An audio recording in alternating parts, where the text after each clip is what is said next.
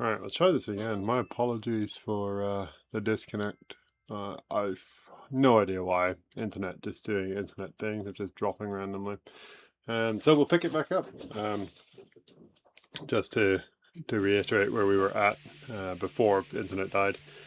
Playing with an OST Osiris block, and so we've got lots and lots of ammonites and oysters and things in this block, but nothing on the top half. So we're just working our way down this top half onto the ammonite layer, ammonite and oyster layer. And so just a lot of matrix removal to start with, but that's what we'll be doing.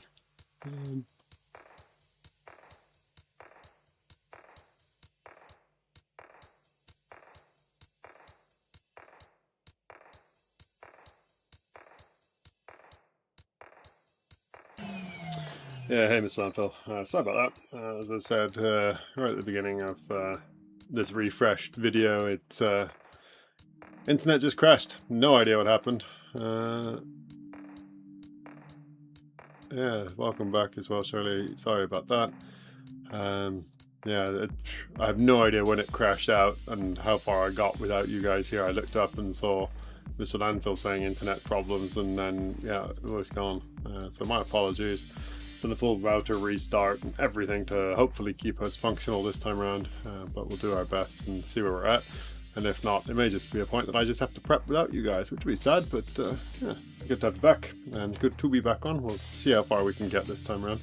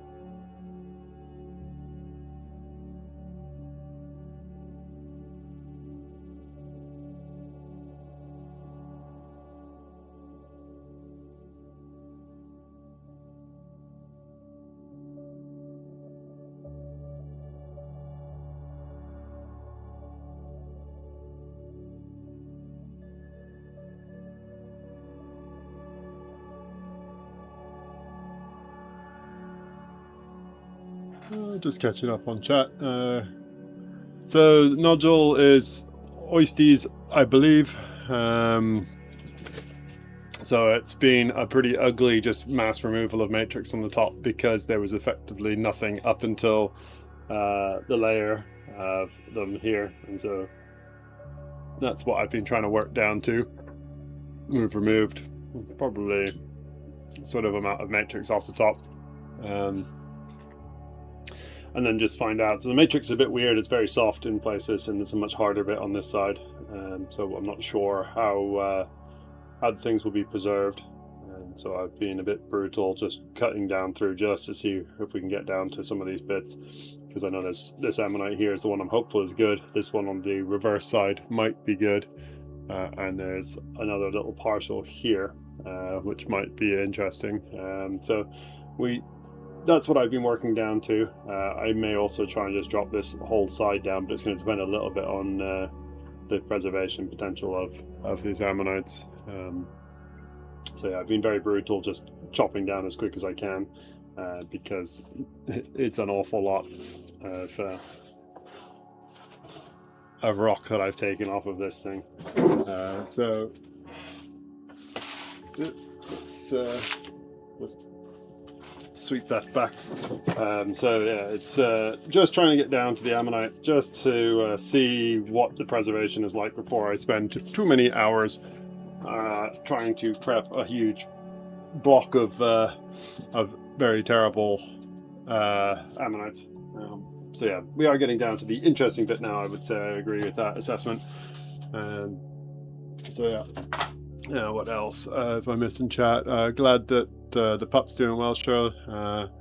Hopefully she continues to recover well, and I hope that the fires that were nearby are not too much of a concern to you guys. But I'm glad to hear that the pup is doing well. I need her to be on top form if you guys are back up here. I'm sure there's a few lost tennis balls that need recovering for some other dogs, and I know yours is a superstar at that.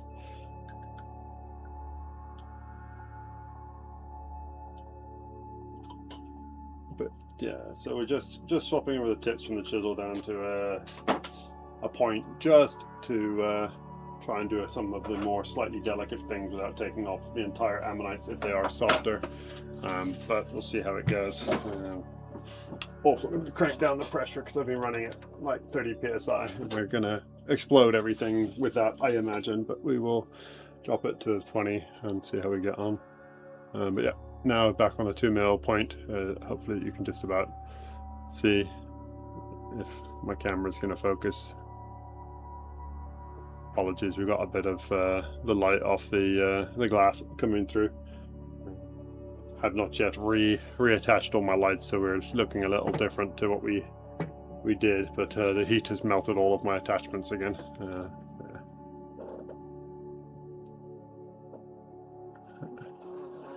Hey Farcon, what have you missed? You have missed the internet dying once, and an awful lot of matrix removal, so arguably you've missed nothing of any note. But yeah, we're playing with an OST block, OST Osiris block that I think I've removed at least a lot of the dirty matrix off the top of. There's a layer of ammonites and shells that runs around all the way around, but on this side at least we're down to an ammonite there, and we're not far off the back of this ammonite as well.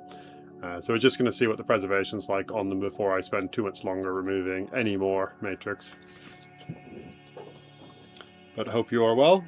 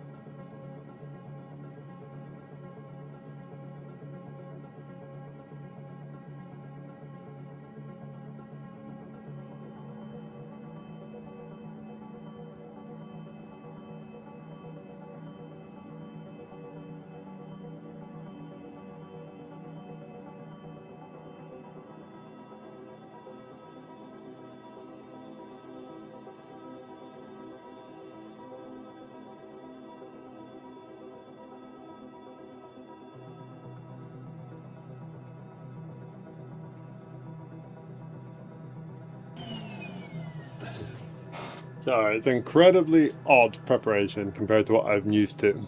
It's very, very soft matrix. So we've got outer whorl coming around. I believe it continues, but it's a horrible mess in here, and this shell is just like white calcite veins scattered everywhere. You hopefully can see the next whorl just with a few of the ribs running around. Its preservation is going to be shocking, I suspect. But we'll have a quick play, see if we can at least get this one roughly exposed. I will then have a quick look at the one on this side, which looks a little better preserved, and just see how they compare. Just, if nothing else, out of curiosity at this point. This is the joy of learning the different the matrices, and this stuff is just, it's a whole different level of soft compared to some of the upper layers stuff, which is so iron rich, but this stuff is it's just super soft. But the ammonites in it are also super soft, which makes it very interesting, very different to prepare.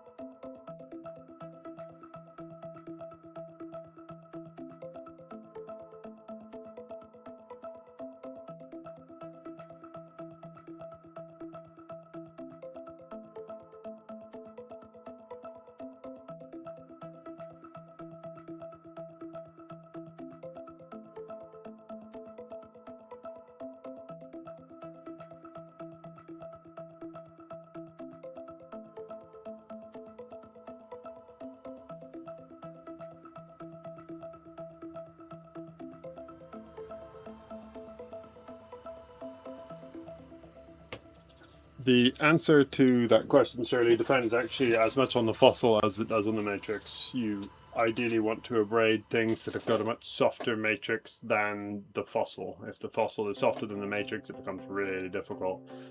You can abrade fossils, or at least matrix, with fossils that have a same or similar hardness,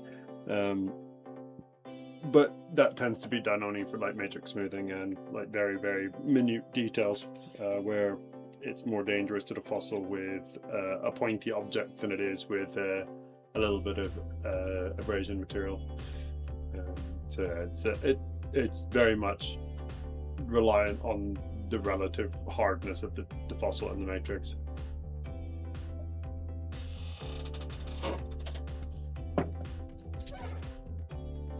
So this one, we've got very soft matrix, although that being said, it's still probably sufficiently hard that abrasion wouldn't work that well on it. But the fossils themselves, as far as I can tell, are like white calcite, and so are going to be softer than the matrix, or as soft as the matrix, so you would struggle to abrade them without obliterating them at the same time.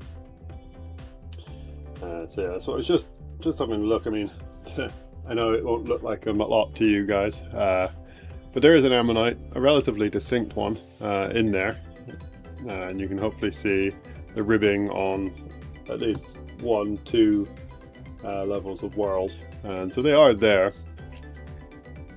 but it will be interesting to see what the preservation's like. I was just having a look if I could expose any of this one here, which is yeah, this ammonite running around across here, but it seems to be diving in on an angle, so I'm not going to go chasing it just yet.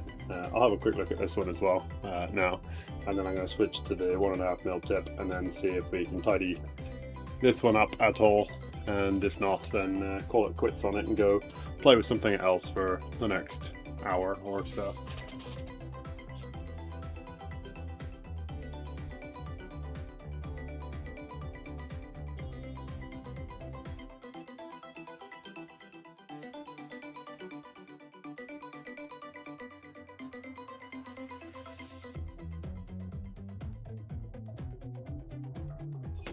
An abrader is the next thing by some country mile.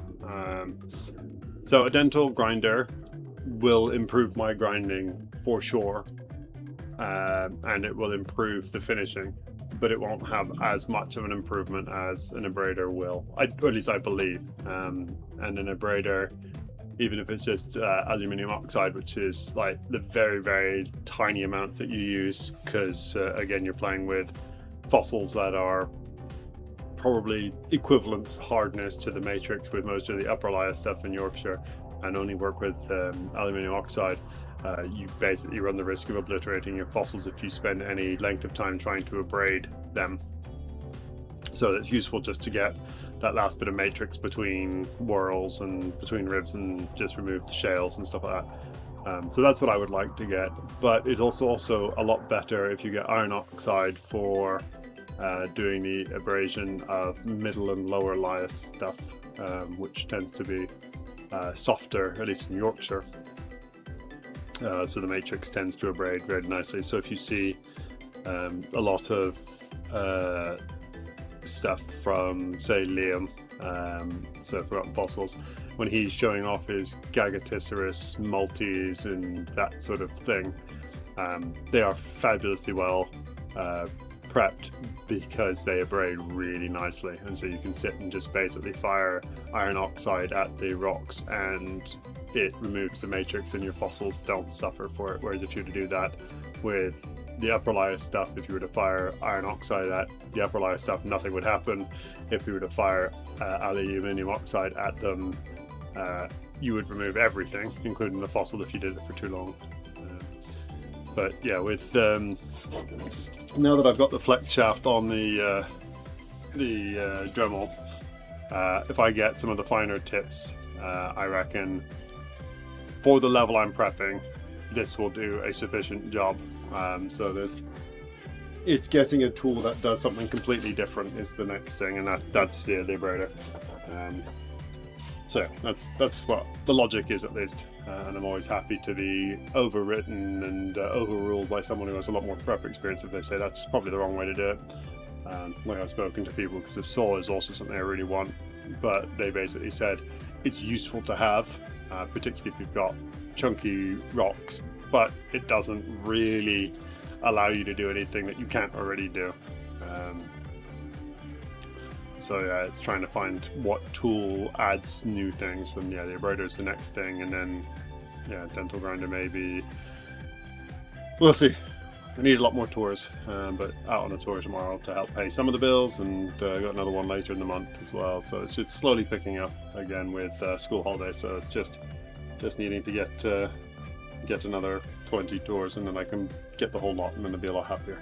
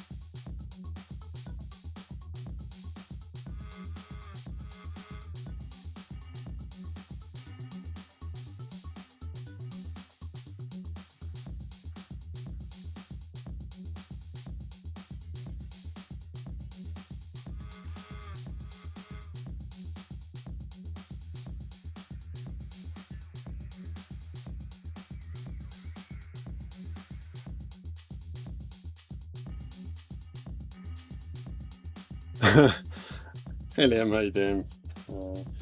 So yeah, this has been an interesting bit so far. So the preservation on parts of this are actually quite nice. So that, for example, only a partial bit of an iced but it's actually fairly well preserved, which is one of those things that gives you just enough hope that you might want to spend a bit longer playing with these things, whereas preservation on this partial is shocking. And then we've got this one here, which I have no idea yet. So we're going to just change over to the 1.5 and just see what we can do with it. Sorry that you might have been thinking your phone was vibrating. A good way to just keep you on your toes.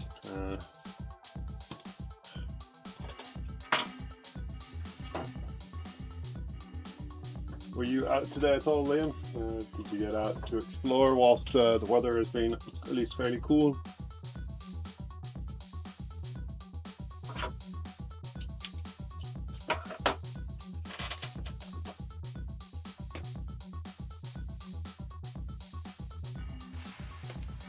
Oh, I have no doubt there's more inside. So the reason I picked it up on the beach is there's one there, one there, one there, that one there.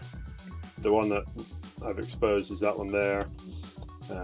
There's hints that there may be others scattered through it. So it's a bit of a game of how long do I want to play with the block if the preservation in general is a bit shocking.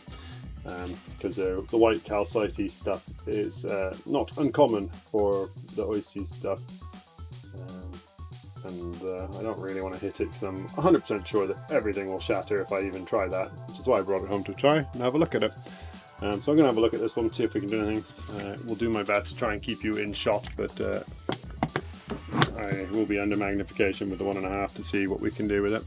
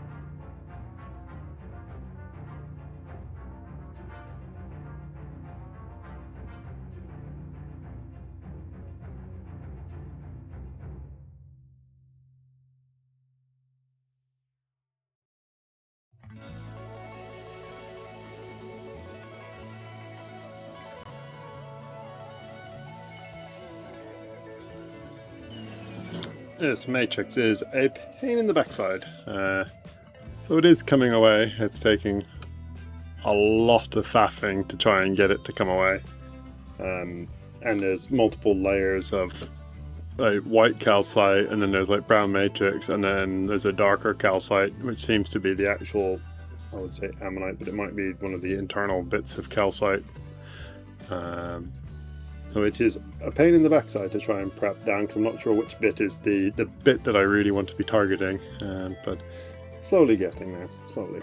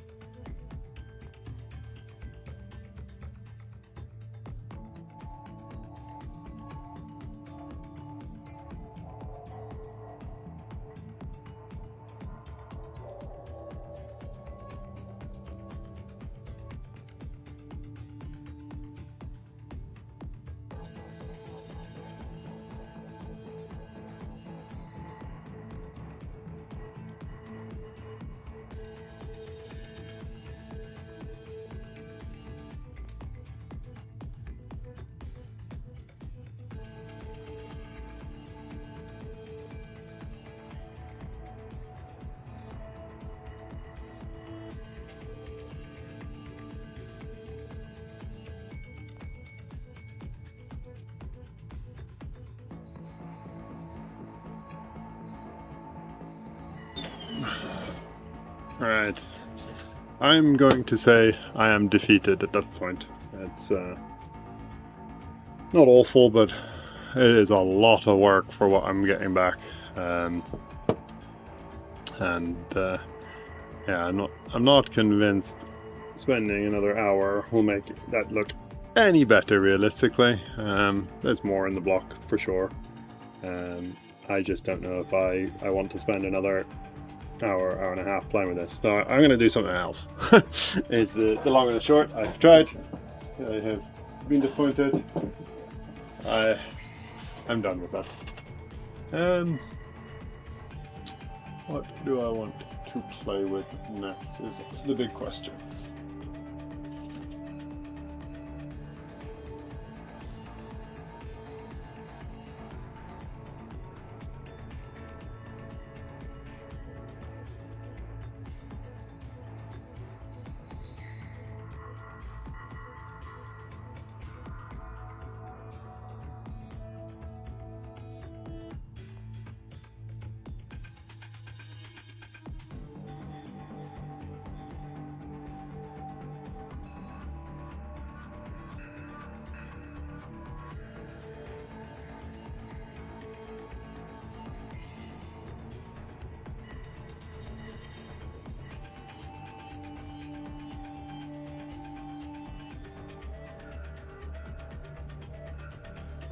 We're playing with oysters. Let's keep going with oysters. But this one, I think, is a much nicer looking mess of... I say oysters. I could be completely wrong again.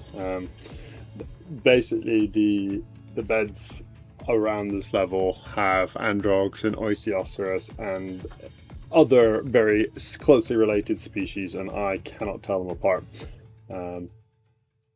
Because I don't have very many as a comparator. So this one, reasonably nice already. We'll do a bit of tidying, but there's one here that looks promising. So we'll go at that one from below. I think it'll look... Yeah, I think it'll look better if we try and leave these all on. It's like a nice oyster bed. And then see if we can get that one out.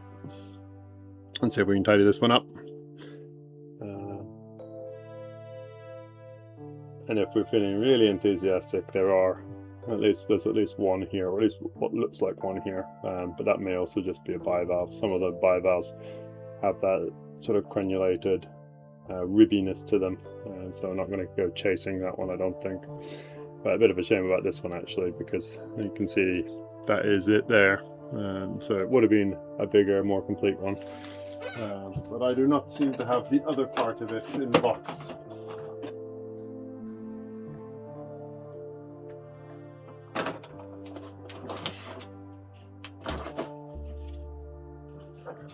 Yeah, I'd say I really like them like this as well.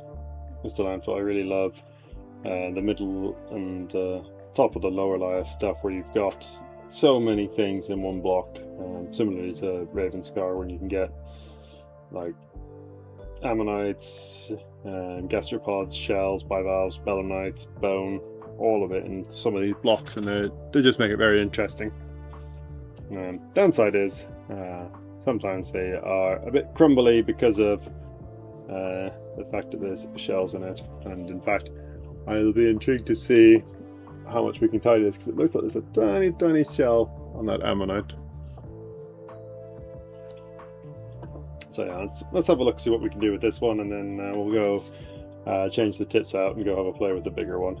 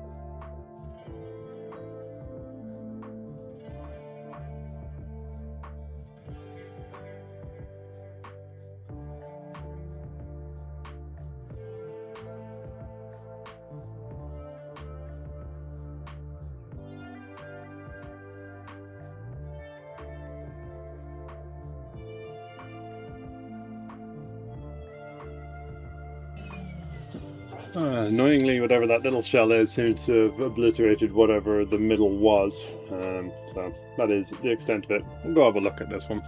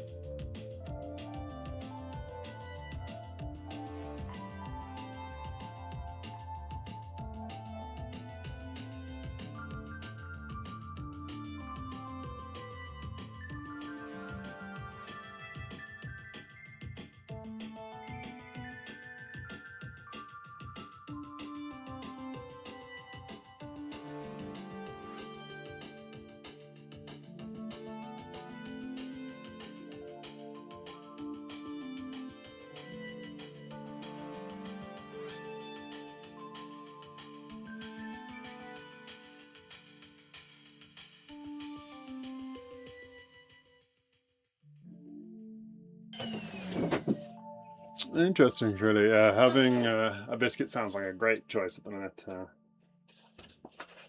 Just seeing what the weather looks like out there, and it's nice and sunny again.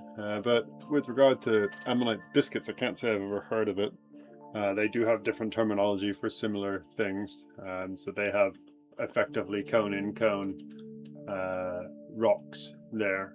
Cone in cone, for those who don't know, are sort of these cone shaped sedimentary structures that are often mistaken for fossils, and they get a similar thing that develops there that they call beef rock, because it kind of, you squint and pretend it looks a bit like beef, supposedly. I don't know. But yeah, it's effectively the same thing. It's basically mud squeezing through other layers, and it causes this odd structure to form. So I would not be surprised that they have their own names for various things that we do not have. Yeah, the squashed ammonites, whether they're the completely flat ones like you see in the shale, or if they're the ones that are just a bit distorted flat, I'm not even sure. So you'd have to enlighten me there, Shirley.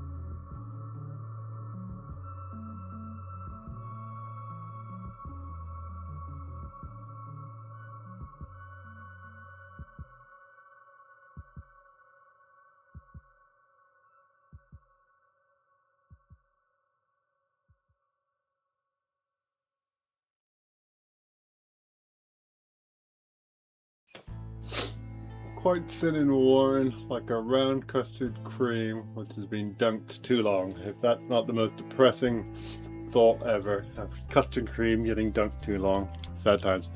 It does not help as far as your technical description goes. I appreciate the effort though, I do. It's given me a good giggle.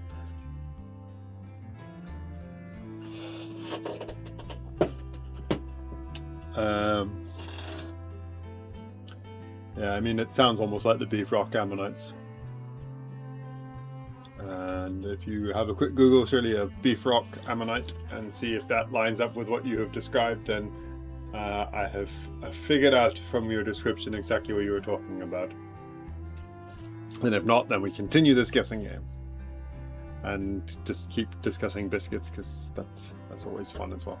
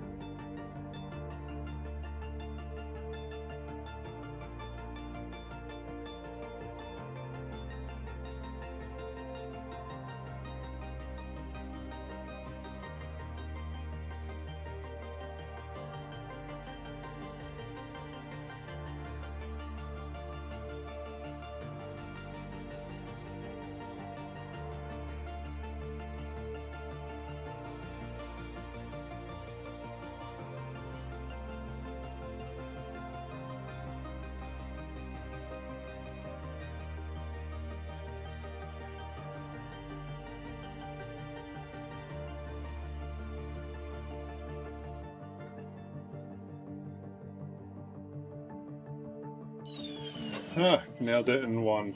Turns out biscuits my specialty.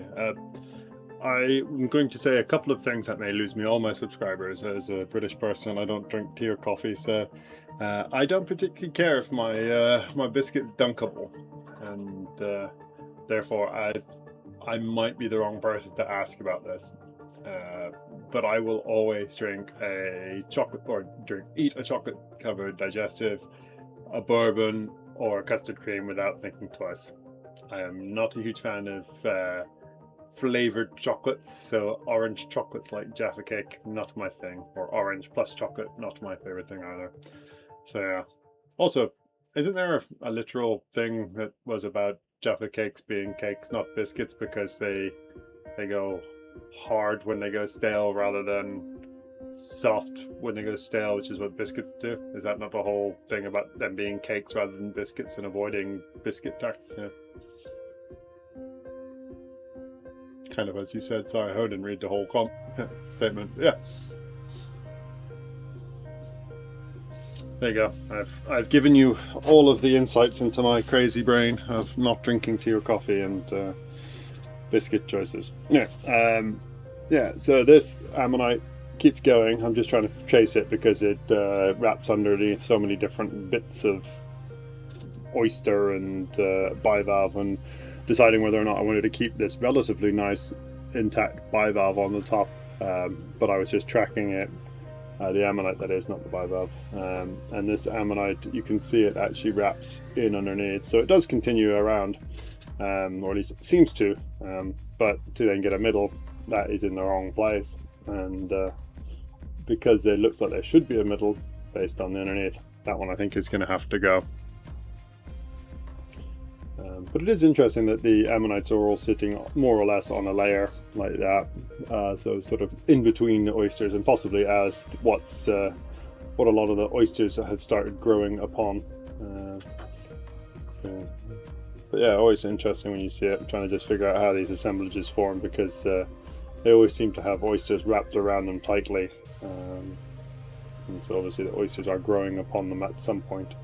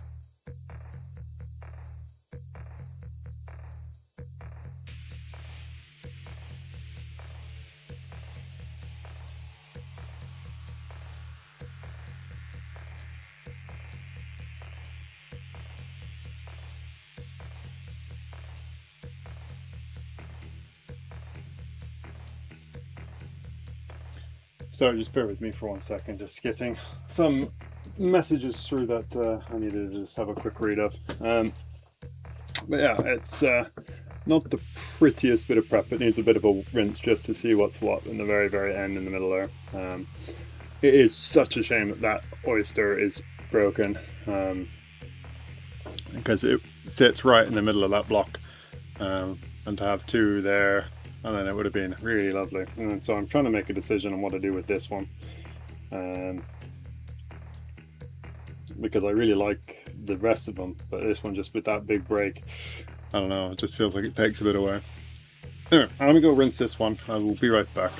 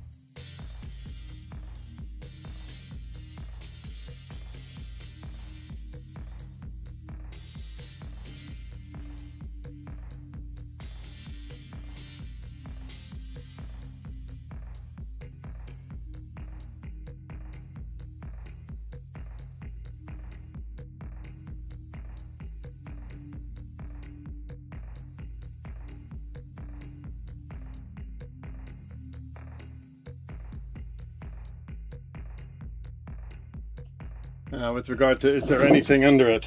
No idea. That is the joy of a fossil. Sorry, everything's a bit soggy, so it's a bit reflective, but yeah, it looks all right. Two of them.